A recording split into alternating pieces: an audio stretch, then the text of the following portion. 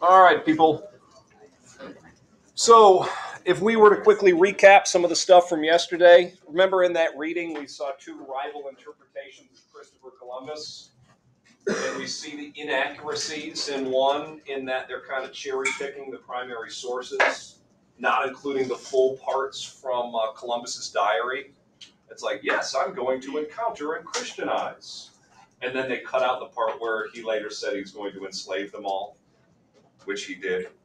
So if we are to, think critically and interpret rival viewpoints, sometimes you got to do more than just what's on the surface and what's in front of you. And I think that's not only a good lesson in history, but probably in life, because you guys will encounter rival sources, rival stories, sometimes polar opposite. You guys got to dig through and figure out what's right. It's not always easy, but you sometimes have to think critically. So good life lesson in addition to a good life history lesson. So anyway, beyond that, I'm wondering if you can start anticipating some of the stuff that's on quizzes.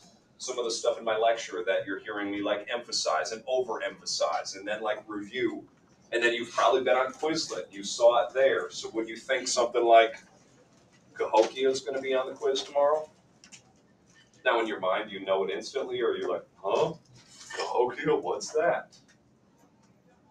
Anyone know?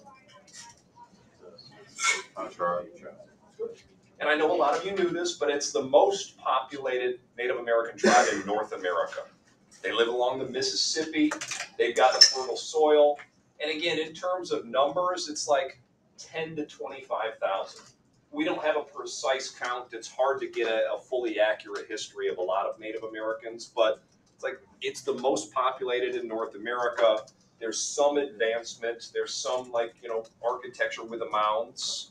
So it's like, okay, Cahokia, I can get that one right. Comanche.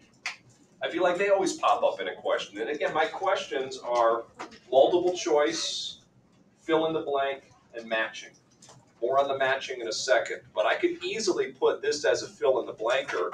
Like, what was the dominant tribe located in North Texas and the plains that were masters of fighting on horseback, terrifying the enemy until the Texas Rangers finally kicked them out? And it would be like Comanche.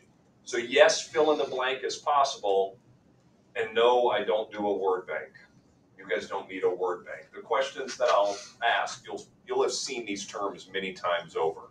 And a word bank is way too simplistic for a college class.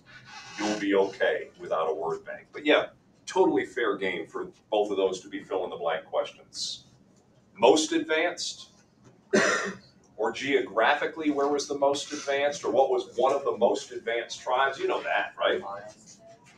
The Aztecs or the Incas. Aztecs, Incas, Central South America. You guys can do this. You know this. You're nodding your head. You're feeling good. You're retaining some of this information. How you doing on years? Probably the easiest year I'll give you. But I don't go crazy on nitpicking every single year that I mentioned, unless it's a turning point. And this definitely is a turning point year. But again, you know 1492. My son in second grade knew 1492 with a nice little poem that they have. In 1492, Columbus sailed the ocean blue. So it's like, this is the year Columbus discovers America. But without a doubt, it's a turning point. Think of all of the changes that happen as a result of Columbus's discovery. More on the impact today, but yeah, I would hold you accountable for that. I would think that's even fair game for like a fill-in-the-blank question. But again, I'm not going crazy on every single year. If you ever hear me say turning point year, then fair game. And you see how that's a turning point, yes? As for people, I do a matching section, and I don't expect an epic bio on every single person we encounter. I expect kind of like a one-line understanding of what they do in the context of this class. So Marco Polo, no, not the pool game, but Marco Polo, I taught kind of as a push factor for Spain's permanent colonization. And remember what Marco Polo did? He wrote of the wealth and the riches and the silk and the spices. And I think I used the term he whet the appetite of the Europeans. So they want all of that stuff. You don't need an epic bio, but you got to recognize what Marco Polo did in like a simple matching section. So the way my quizzes look, it's like 20 multiple choice. And this could be a relief for you at another D-Cush moment, because my questions are not those AP style where you have to read like a novel that was written centuries ago and then interpret all of that. My questions are pretty much straightforward, like, do you know the stuff? Like, what was the largest North American native tribe located along the present-day Mississippi? A, Cahokia, B, Comanche, C, this, D, that. Remember those AP questions? Some of those are not fun. So mine are like straight-up content. You got about 20 of those. I do 10 fill in the blank, and then I generally do 10 matching. Now this week's a little different because I didn't even have 10 names to put in the matching, so I think I threw like 5 true false at you. They're laughable true false. They're about like my class. They might be like, Mr. Taylor is from Texas, born and raised, and went to Texas A&M. That would be false because I'm not from Texas, right? So it would be like 5 stupid questions that should be a gift for you. But normally I do, 10 matching. Do you have any questions on what to expect or what that quiz will look like? Don't freak out, don't cram, don't spend like 8 hours planning for this thing. It's a daily grade quiz. Keep that in perspective. I always get some people that like stress out to the point of tears on a daily grade quiz, and that's when we need to put things in perspective. It's a daily grade quiz. It's a check for understanding. You will be okay. If you're not, we'll go back and reteach it. You good? You want some new stuff today? All right, not totally new stuff, because this dives into that passage I read to you of what the Spanish demanded with those gold quotas. You recall in that passage they would require like a beak's mouth of gold every 3 months, and if you delivered, and think like a small handful, and if a native brought a small handful of gold to the Spanish, they would get something. You remember what they get? Copper token. Like a necklace, like a copper token. Yay, I got a copper token. But if you don't have one of those copper tokens, then your hands are chopped off and you bleed to death. So it's like, holy cow, there's some really brutal stuff that the Spanish did. And gold quotas and other bad things like the enslavement of women and children for horrible purposes, all of that was done. And again, when they didn't find enough gold, they enslaved the masses. But there was a major problem with enslaving Indians. Do you remember? They died. In fact, 90% of natives will die from lack of immunity to all of those European diseases. So enslaving Indians, it's not a stable labor source. So they continue to basically take over and extract every bit of resource they can. It is a brutal history. And that terrible passage I read to you yesterday doesn't even cover all of the brutalities like this one showcases. That's a Spanish captain feeding his dogs an Indian baby. I mean, they did like horrible stuff. So the more you dig, the more you find like, oh my, that is really, really bad. So do understand that it's horrible, but did anyone call Spain out for these atrocities? Like, was there anyone out there saying, shame on you, Spain? You should not be doing this? There's a guy, and you know this guy. You remember this guy from last year. Do you remember? He's like, oh, too many are dying. Do you remember Bartolome de las Casas? I feel like you've heard his name before. If not, don't worry if you don't have the prior knowledge. Let's kind of remember him now as calling out Spain. Shame on you, Spain. He writes like a 500-page book detailing the Spanish atrocities, detailing the fact that it's like genocide that's committed on the native people. Now, he is Spanish, he is moral, he is ethical, and he's like, we should be kind, we should be Christianizing, we should be coexisting, we should not be, raping and enslaving the natives. So he calls out Spain. Now the big question is, does Spain respond? Does Spain say, okay, Bartolome, we're going to do it your way? What do you think? They actually did respond, but their response is, let's host a debate. You say your side, And then this guy will say the other side.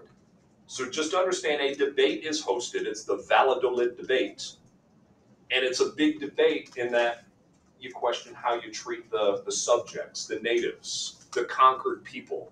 Should you coexist and be nice like Bartolome wants? Or Juan de Sepulveda, he doesn't like the natives. He says the natives are not even people, they're not human, they're savages, and they should be conquered and killed. So it's like, oh my, that's extreme. But those are the two sides of the debate. So we've got this first moral debate about colonialism. Should we be kind or should they be conquered? Now the question is, what's Spain going to do? Are they going to listen to Bartolome? Are they going to listen to Juan de Sepulveda? Is there any reform enacted as a response to this Validolid debate? What do you think? Does Spain do anything? Here's how I categorize it. They do something. I mean, it's like so minute. It's so small of a reform, it's like not even a reform at all. But basically what Spain does, they change the name of slavery. And they kind of make it sound better. It's still slavery. But now they call it, oh, it's the Encomienda System. See, natives, you get to be protected and Christianized, and all you have to do is work for the rest of your lives for free. Wait a minute. I got to work for the rest of my life for free, and in return, I get to be Christianized by people I don't like, and you're protecting me from what? So think about it, it's still bad. It's the Encomienda System. It might sound better on the surface level, but you dig deeper, and it's like, well, yeah, that's still slavery. Encomienda, a nicer sounding form of enslaving natives. So encomienda, enslaving natives. But again, I told you the big problem with enslaving natives, they die. So again, 90% of natives are going to be dying from these European diseases. So now Spain's like, well, we need a more stable labor source. Enter the Hacienda system. This is the importation of African slaves. So as the natives die, Spain starts to import more and more and more, and then millions and then more millions of African slaves. And that is a huge chapter in our history, as you'll learn. But you probably know something about like the triangular trade, the Middle Passage, the cramming of, African slaves on those slave ships. Many and most are going to the Spanish Empire. So we'll kind of build on that as we go, but just think, natives die, encomienda, enslaving natives. Spain wants a more stable labor source in the Hacienda system. Is that making some sense to you? And again, you guys know that this is reinforced in Quizlet. You have Google Slides. You have my recorded lectures. You should not be freaking out on a wordy slide thinking, I can't keep up, I can't write every word down. You got it all in front of you. You just make you want to focus on what's really emphasized, or maybe what's like in bold and underlined for you. So if I'm putting the Validolid Debate in bold letters and underline it and talking about it, I darn bet you'll see it tomorrow. So I give you so many context cues here, and you should be able to start figuring it out, knowing that I won't leave you in the dust. But don't feel like you have to write down every word that's right in front of you and you already have access to it. Write down the supplemental detail. Feeling good? All right. This one's kind of complicated, but I feel like I can explain it in a pretty simple way. Let me dim the lights so that you can see what's going on here. This is the interpretation of Spanish American history. And some might interpret it like that first guy I read to you, like, yeah, go Columbus, you're the man, you're amazing, you're a hero, you're a manager of men, you're a visionary. Columbus, you're so amazing, we should have a holiday after you. That's the white legend. The suggestion that everything Spain did is incredible and great and should be celebrated. Spain brought civilization to the New World. Spain brought Christianity. Spain planting the flag while they discovered a new world and everything was just great, right? I think we know not everything was great. So this has a lot of flaws and falsehoods, yet there are some that still will prop up the white legend, celebrating Columbus and Spain while ignoring all of those atrocities. Now this is just focusing on the horrific atrocities, which are kind of credible. But there is a slight flaw in the black legend. The black legend is like 100% of what Spain did was bad. All they did is rape, murder, plunder, horrible, horrible stuff. And in your mind, you're like, God, they did do a lot of bad things, right? They're chopping the hands off of people, the gold quotas. They did rape and murder. But was there anything good? Or could some of this stuff be exaggerated? And the answer is yes, some of it is exaggerated, like this picture. A lot of the sources are going to be done by like the Dutch and the English. And I know this gets complex because you probably don't know your Dutch or your English history all that well.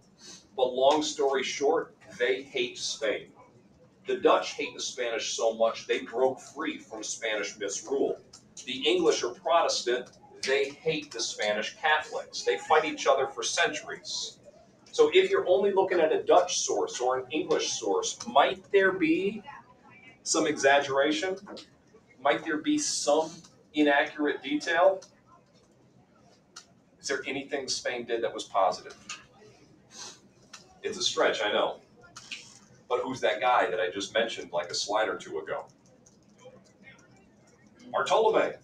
He's not bad. He's a good guy. Bartolome's saying, we got to reform. We got to be nice. Bartolome actually is honest and ethical and wants what's good. And surely there's more than just Bartolome de las Casas, right? So we don't have the time to dig deep into every element of this. But the way when viewing Spanish American history, oh, it's definitely not all good. That has so many falsehoods. But it's probably not all bad. There's got to be some positives that come out of this. And again, one positive that I've at least covered, hey, you got a guy fighting for what's right, and that's Bartolome de las Casas. And again, some of the sources could be inaccurate. The Dutch, the English version, they may have exaggerated the bad. Does that now sound less complicated? Black legend, white legend. All right, this one, I'll leave the lights dim so that you can see it. It's on the Columbian Exchange. And tell yourself in your notes that this is our short answer tomorrow. It will be a pretty straightforward short answer, and I don't need you to like re-illustrate this. I don't need you to write a, huge all-out essay. And when I say short answer, it's nothing like your AP crazy rubric short answer. I want you to get to the point and answer the question. You demonstrate knowledge, you get my check mark. And what I'm going to ask, I want to know something that travels from the old world, which is Europe. I want to know something that goes from Europe to the New World and the impact of that exchange. Here's the easiest way to do it. So something going from Europe to the New World, if you want the easiest answer, choose disease. I mean, look at all of these diseases where Europeans have immunity to it, natives do not. And you can explain the impact with ease because I've already said it like 4 times. So you've got, smallpox and measles and the plague and the flu and all of this. Well, that travels from Europe to the New World, and what is the impact on the natives? Be specific in your answer. Remember the percentage? Right. Wipes out 90% of the native population. Part A is done. So from Europe to the New World, a lot of diseases, viruses, decimate the native population, specifically killing about 90%. If I required one more, maybe pick horses. Because this one's interesting, and I've kind of covered it, just now we're connecting the dots. So the New World didn't have horses. The New World did not have livestock. Europe did. They brought over horses, and when horses go free, they travel north, and one Native American tribe got control of the horse before others. And they became the most dominant warriors on horseback, controlling North Texas and all of the plains. The Comanche. So how does the horse impact North America? Well, it turns the Comanche into fierce warriors because they knew how to fight and fight well on horseback. So yeah, the horse is going to change a lot of tribes. It's going to turn some into more nomadic, some into more skilled buffalo hunters. But you can, again, look at each of these and find something. Now what's going from the New World, the Americas, back to Europe? Easiest one to pick? Food. And we're talking like good food, nutritious food, food that Europe didn't have. Corn and potatoes and pineapples, tomatoes, tobacco beans, vanilla chocolate. Oh, wow. that's actually going to feed the European population to the point where they now like live longer. And the population is going to grow tremendously to the point where they have a surplus population. So it has a huge impact. Europeans survive, they no longer starve to death, and the population gets so big, do you know where that surplus population will go? Back to the New World. They'll start to explore and colonize and do even more. So I think that you could do this, yeah? It'll just be like a part A and a part B. Pick what's going where. And I've had to explain the weirdness of this if you know what syphilis is. It's an STD. So through relations with natives, Europeans had no exposure to syphilis. They would contract syphilis, which is a bad STD that will like rot away your brain and cause you to go blind and crazy. So yeah, Europeans got syphilis from the natives. Interesting, fun fact of today, I suppose. And of course, they get a lot of gold and silver, you know that. You good on the Columbian Exchange? All right, another picture of it, fine. Spain is so dominant, they have half the world. Portugal has the other half. Now, I don't cover much on Portugal. Maybe AP Euro does. Maybe WAP does. But let's just look. Spain has this half, and they control so much for so long. Portugal has all of this half, controlling much of the African coast, a lot in Asia as well. But it's this treaty in a decree by the Pope that simply divides the world between Spain and Portugal. How come England? How come France? How come these other European countries aren't in the mix? They're weak. They have so many internal problems. They're in civil war, so it's all divided between Spain and Portugal. So tell yourself, could be a short or fill-in-the-blank question. I could ask you to write Tordesillas. Spell it somewhat right, and I'd give it to you. If you write tortillas, I would mark it wrong. So in the Treaty of Blank, the world was divided between Spain and Portugal. I could ask you the two countries. In the Treaty of Tordesillas, the Pope divided the world between blank and blank. Are you starting to see how this quiz is going to look? You'll be able to do it. Quizlet can be your friend. Paying attention can be your friend. But Treaty of Tordesillas, good, check. All right, long history here. I'll explain it in about a minute, telling you that I just added them to the matching section. But it doesn't really fall into the realm of this class. There's so much with Cortez and Pizarro.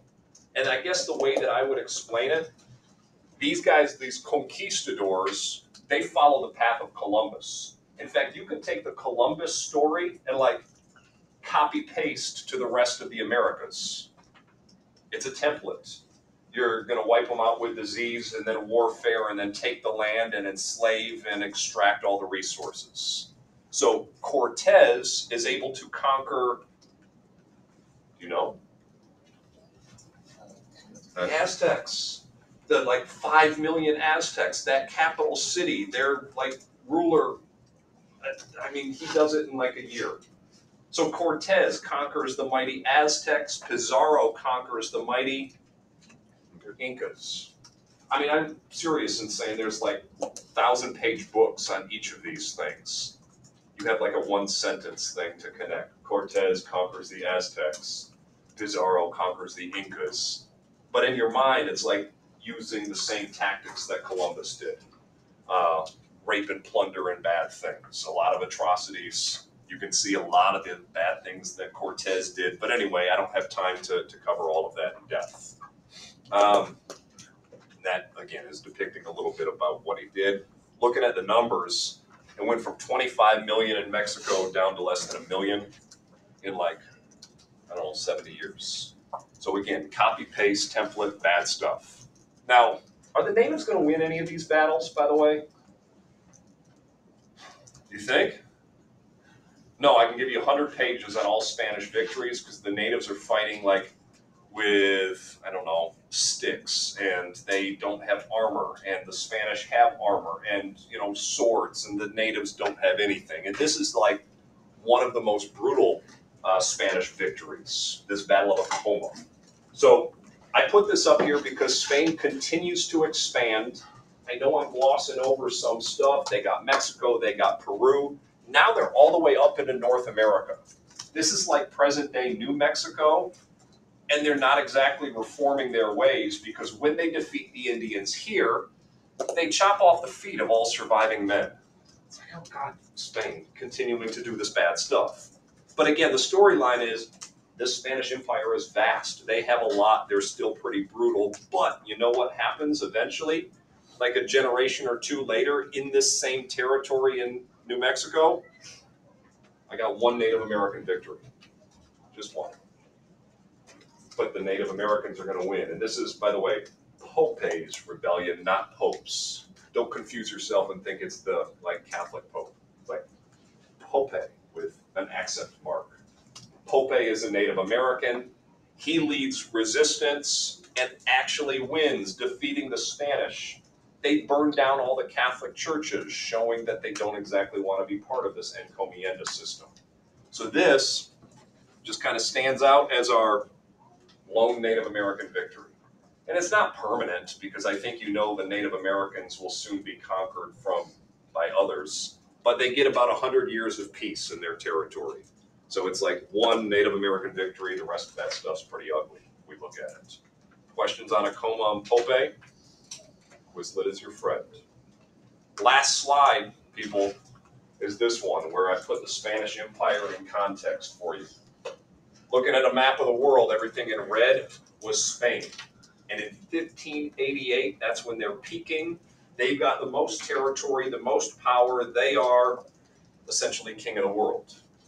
But something happens in 1588. And it's going to mark this long, slow decline of the Spanish Empire. And I feel like you know what happens in 1588. Do we know? The defeat of the Spanish Armada. The defeat of the Spanish Armada. I mentioned it earlier. You've heard it. You know it. It's a turning point in the sense that Spain was peaking. Now it's a long, slow decline where these, colonies are going to break away, declare independence, fight for their own rule rather than to continue that Spanish domination. And you learn bits and pieces of this in WAP, right? You know what's happening in South America. You learned a little bit when Mexico broke free. But just understand that 1588, England defeats the once invincible Spanish Armada. So the new up-and-comer, it's the English. Spain, they're slowly losing their territory. And by 1898, they lose the last of their colonial possessions. And I mention 1898, not so much to test you over now, but this is a fascinating side note. In 1898, Spain loses the Philippines. Don't even worry about writing it down. Spain loses the Philippines. They lose Guam. They lose Puerto Rico. They lose Cuba. Who takes it from them? America. Us. In 1898, we went to war against Spain. We got the last of their colonial possessions. So sure enough, 1898, Spain no more powerhouse. We're the up-and-comer after 1898. And we, by the way, still had Puerto Rico, Guam. We had the Philippines until 1945, and we kind of controlled Cuba, but Cuba was independent. So I think that puts things in perspective, maybe. Do you want to ask me anything before I let you loose on closing questions? Okay, work together. It helps to talk it out. If you need me, I will help you on this stuff. Don't just blindly write trash. Try to write what's expected and what would be accurate. There's a bunch of different answers for the first few, 20 different ways to approach it. But again, I think it helps to talk it out with each other. I can help you, by all means. I'm also going to start my study for my quiz tomorrow. Do you remember what my quiz is tomorrow? Yeah, and I probably know 2 right now. By the end of class, I'm going to get 15 down. So we'll see. I'll study a little bit. If I'm looking at you funny, I'm trying to make some kind of connection to memorize your name. I know Tom, I know that one. Emily, I know. And then Thomas is free that word. And that might be about it. Maybe a few others. Quiz me in a second. Dang it. And again, if you need help, just ask. What question are you on? The first one. Derek, you start messing with me, aren't you? Derek. Dang it, Derek. Now he's not.